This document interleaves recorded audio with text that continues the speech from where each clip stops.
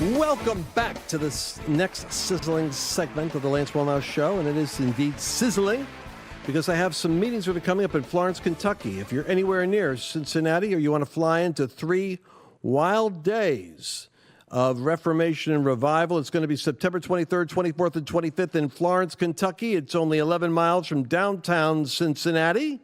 And we'll get you some details on that, and they'll be up shortly on hfcus.com, which is the fellowship of Pastor Coletti. And what does it stand for? It's what is the initials again? H what? hfcus.com. hfcus.com. That's Heritage I had Fellowship. I had it right. Heritage Fellowship Church. Heritage Fellowship Church. Lawrence, Kentucky. In Florence, Kentucky. Pastor and Bill, thanks for being with me again real quick. Pastor, I listened to our last broadcast. I played it because I was so interested in hearing the parts that sometimes I miss when I'm actually asking questions. But you said that a large part of your zeal for what God wants to do came out of a person that came back from, I don't know where they were, but it was prayer, and they were praying. And there was like a prayer movement that happened, and the praying was very specific, and the specificity started getting results, and you were impacted by the fact that God was engaging the church in this in the prayer battle. Did I hear that correctly? And that kind of opened up. Talk to me a little bit more about that, because I think that's important. This is a spirit-led initiative, and prayer evidently has a major part to do with it. That's exactly what happened. You know, I think sometimes we just pray like throwing our prayers up in the sky, but we begin to pray for specific prayers over specific issues that we were dealing with in America and, of course, locally. You know, I've thought about it like this. There's an attack right now on truth. That's the first level. The second attack will be upon Jesus. The third attack will be upon the church. And so we're in stages right now. And so if the church doesn't stand up, it's going to miss its opportunity. We have an opportunity right now to make a statement. You know, you have to take advantage of the opportunity and the lifetime of the opportunity. And so that's what we've done. And our people are engaged in praying. I don't know anybody that's not praying. I've seen people pray that I've pastored for 30 years, and now they pray like lionesses. They pray like lions. They absolutely have a roar, and it's a thing that God is impacting not only our church, but the lives of individual families and the community. It was through this, I believe, that God raised Bill up to be a voice in the community for the businessman. And of course, he's put a lot of work in this. He's got a lot of sweat equity in it. And I believe it's time for the church to stand up. I'll say it like this. If I expect people to bleed, as a leader, I have to hemorrhage. And that's what we're doing. We're not afraid of the cost, because we have a responsibility to be voices and to be watchmen on the wall, just like you are. You're a watchman on the wall. We thank God for you. Well, you know, I like what you said. The first level is truth. The second level is Jesus. The next level is going to be us, the church itself. So, all right, Bill, there's a couple of directions we can go in with the time remaining. We're going to have a challenge, though, because of limited time, but I want to hear it to say. You have a document on church and state. Let's just take a couple of minutes. What do you have on the church? You've come to the conclusion that the church and state issue was never set up the way that we're hearing it. Talk to me about that. Absolutely. And, you know, one of the inspiring things about being able to go to Heritage Fellowship Church, where you'll be September 23rd, 24th, and 25th, is Pastor Coletti understands the vision that if pastors don't get involved, and I hope that people listening today will go to their pastors, go to their clergy, and let them know there is not a separation in church and state. And later we can send out what I'm going to read to you right now, which is an understanding where there really is no separation between church and state.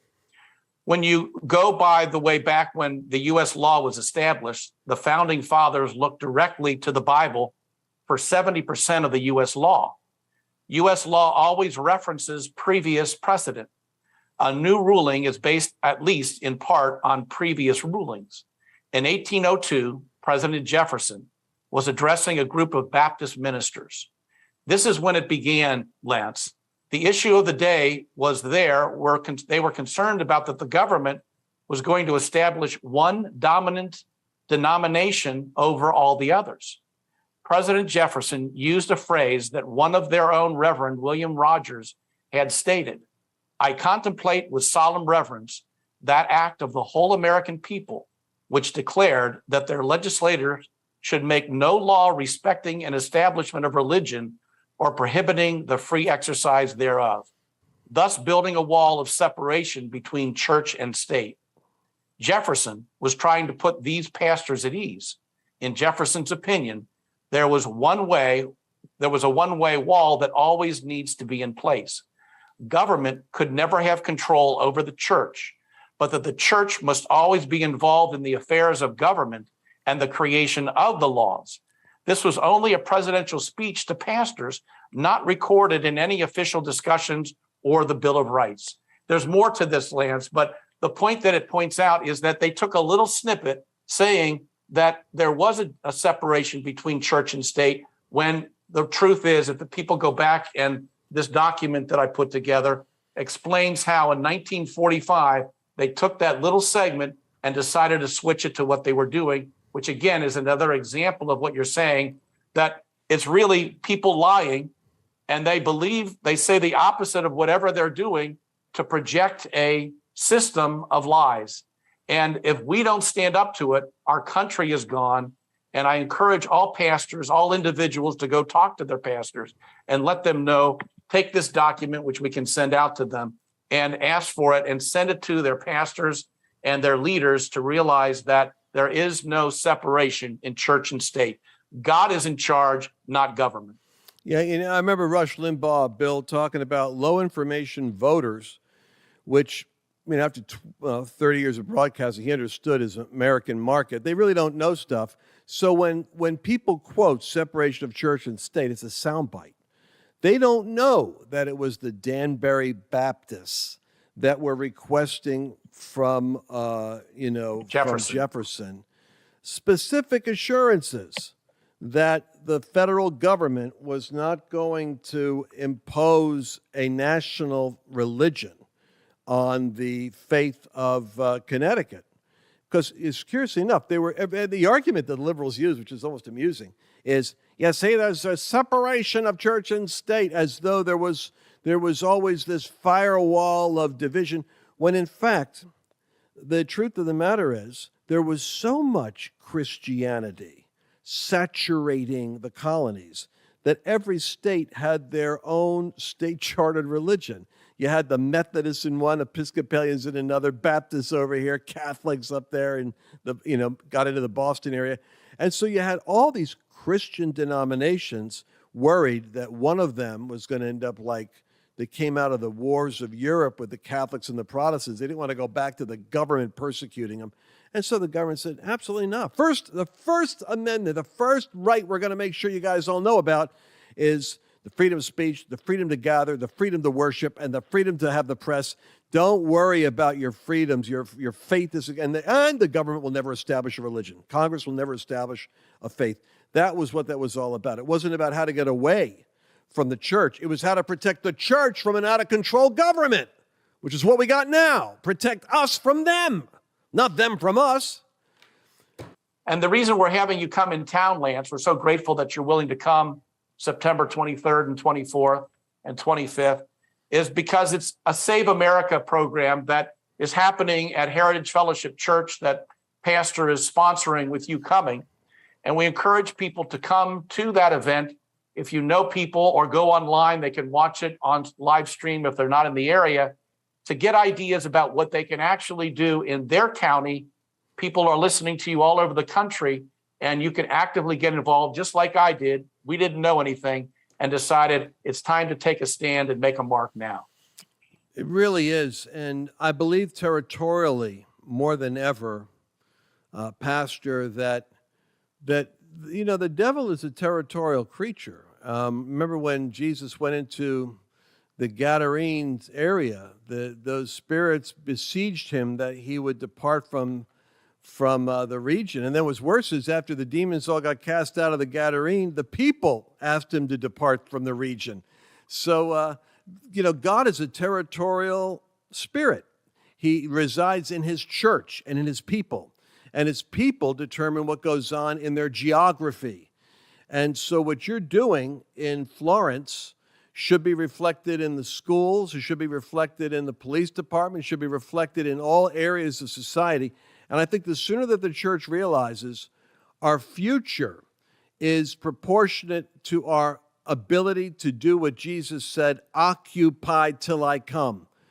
What's really dangerous is if you become, like Jesus said, trodden underfoot of men, because you've lost your saltiness, you've lost your distinctive flavor. They no longer respect you as, they don't even have to like you. I mean, I want you to think about this. This sounds like a weird thing to say, but the Muslim community is only 1.5% of the American population, but nobody would dream doing the politically incorrect thing and starting to do a screed on Islam or Muslims. The African-American community makes up the larger part of my local church. They're only 12% of the population nationally, 13%. And yet the degree of sensitivity on race issues is at a razor's edge. Everyone's on anxiety attack over it. And it shows that you don't have to be in the majority respected. But if Christians don't start acting the way God requires them, you'll be shocked how 30 or 40% of the population can be vilified, because that's what Biden is doing now. Hey there, you just listened to an excerpt. That's a little bit of the podcast. So if you want to get the whole thing, because there's a lot more content there, go to lancewallnau.com/podcast. And instead of getting an excerpt, you get the entire message. I love this talking Donald Trump. Mr. President, how did you deal with the crises that you faced? From this day forward, it's going to be only America first. I love that. And actually, that wasn't the quote I thought he was going to do. Let me try it again. Ready? Start. I love my Donald Trump talking Trump figure. People are asking me all the time on our desk, can I get a hold of that? Well, yes, you can get a hold of it. Mr. President, what would you say about your biggest challenge? ISIS has spread like cancer. Another mess I inherited. Another mess I inherited. I love this guy. His quotes are like patriotism. When you open your heart to patriotism, there is no room for prejudice. I love this. There's 17 great quotes that are in Donald Trump's actual voice. Comes in this collectible display case.